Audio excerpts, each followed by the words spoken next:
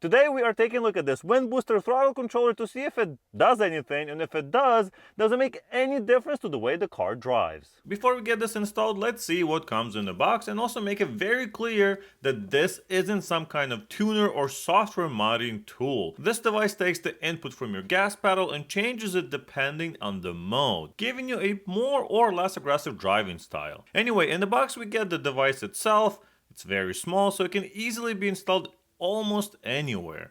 Of course, we also get the wiring kit with the BMW connector. You can also get this for many other makes and models, so check if your car is supported and you'll get the appropriate version. We also get a couple of zip ties for wire management and the user manual with some specs as well as the explanation of each mode. Installing this controller is very simple as long as you have access to the connector on your gas pedal. Some cars may not be as easily accessible, but basically you unplug the original car wiring connector, plug that into the controller, and then plug the connector from the controller into the gas pedal. The hardest part is getting your fingers in the tight space between the pedal, but the rest is easy. Once everything is connected, you can route the control panel to wherever you like so you can adjust the modes.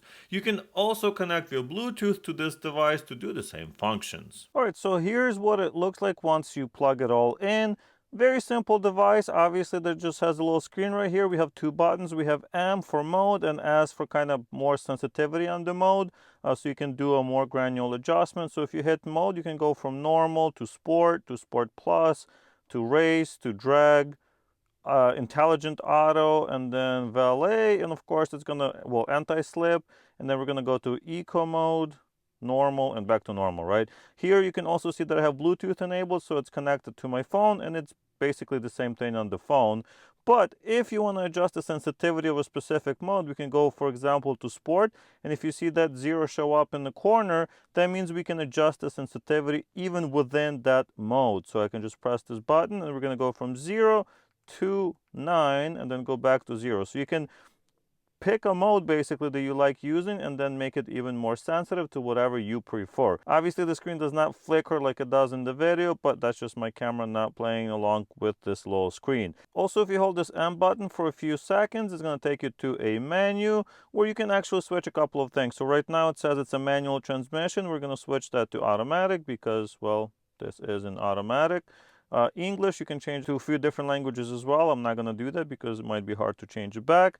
And then, well, that's basically it. Then you can save it. So you have your settings saved right here. To be very clear, there is no way this can add power to your car or make it faster. But what it can do is adjust the sensitivity of your throttle pedal just right there. If we look at my BMW X7, it has a bunch of different driving modes. So you can switch between Eco Pro, Comfort, Sport, or you can put it in adaptive and have that granular adjustment. But of course, not every car can do that. And for those cars that only have, let's say, sport mode, or even don't have a sport mode, we can use this WindBooster.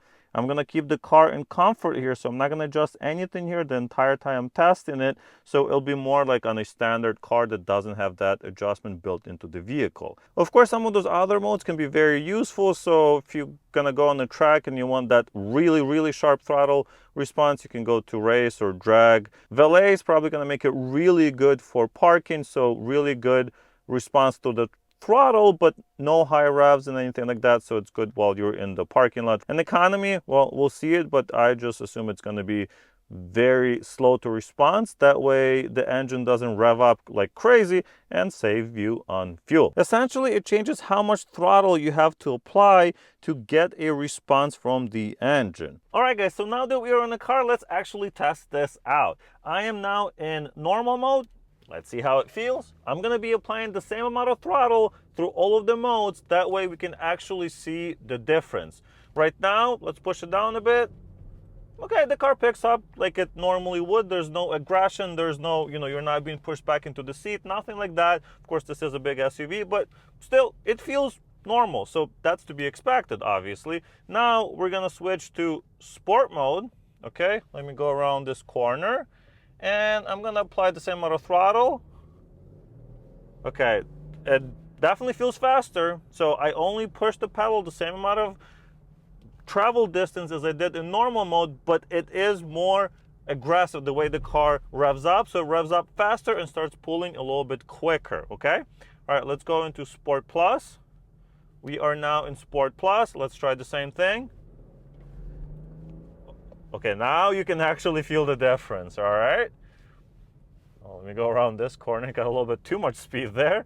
So what actually it did there is when I pushed the throttle pedal maybe 30% down, it felt like 3/4 down. So basically we're tricking the car into revving up the engine faster, same way it would as if you pushed it 3/4 down.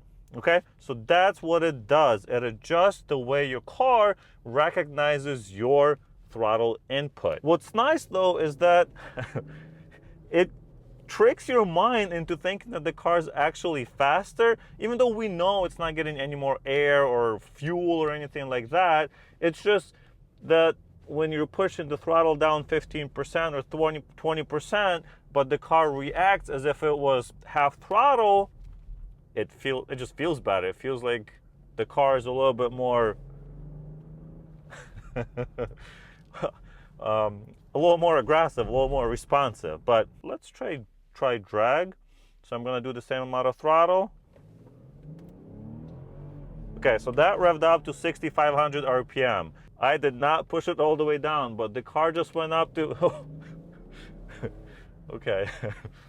All right, so it went up like 6,500 RPM and it just pulls. I mean, well, that's what this car does, right? So if I were to switch the mode in the actual car to, let's say, Sport Plus and make everything aggressive and then just punch the throttle pedal, that's what it felt like. So yes, those modes are definitely fun, and maybe I wouldn't use them just driving to work. But if you want to have a little fun, you want to take off from a light a little bit quicker, or something like that, probably a pretty fun mode to be in, and you don't have to push the pedal as far. Maybe we're trying to race somebody, something like that. So anyway, let's try something else. See, what are we going to go to? Economy mode. Okay, so same throttle amount. The car takes its time. We only revved up to about 2,500 RPM. It still drives okay. There's nothing wrong with it, but it's slower to respond to your input. So if I'm gonna go and I'm gonna punch a little bit more, maybe let's say 50%, it still only went up to about 2,500 RPM. Okay, can we make it go all the way to, let's say, 5,000? Right, punch it all the way down, and 5,000. So that takes much, much longer for it to reach 5,000 RPM. So I think we pretty much figured out this device. What it does is exactly what I said in the beginning. It will adjust what it feels like to you and what the car thinks you're doing based on this mode. So if you have a regular BMW, this one is specifically for BMWs, you can get one of these installed and you might be pretty happy because you have those really, really nice Sport Plus type of modes, but without having to actually buy a newer car or get one with all of the options. Honestly, I am impressed. I was not really expecting this to do much. I figured it's a modern car and how much can it do? So should you get one for your car? Well, I would say you don't need one for daily driving, but if you like to have just a little bit more fun with your car, you want it to be more responsive, feel like it is faster without having to mash the throttle pedal all the way down every single time, this might be exactly what you need. And of course, if you want to get one yourself, check out the links in the description. Leave your comments if you have any questions. Like the video if you liked it, and I'll see you in the next one. Bye!